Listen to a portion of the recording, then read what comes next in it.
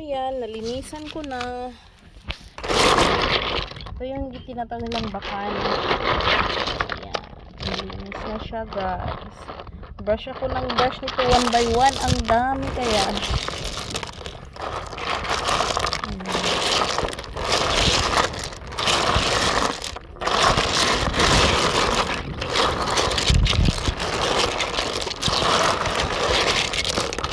Tubig dagat yung nilinis ko dito para ano, tingnan nyo. Kasi bubo kayo eh.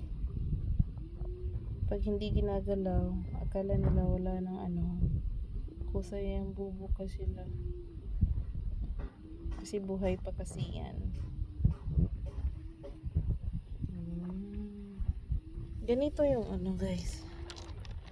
Ito yung litob sa amin. Tawag nila dito litob ng Bisaya. This one is bakan. This one is bakan. So it's different.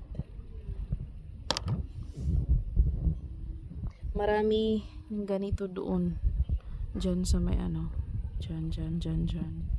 Maputik kasi yung part na yan. Tapos iba naman to. Ito kasi yung purotot. Hindi ito nakababad sa ilalim ng putik. Hindi. Parang sa ganyan may mga mangroves. Yung ganyan. Oo, meron yung dito. Ito. Yan yung nakababad sa putik.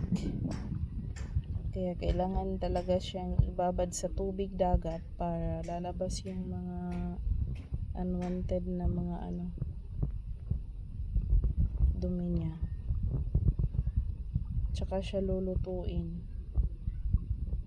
Siguro ibabad. Yung iba nga overnight ibababad ng tubig dagat.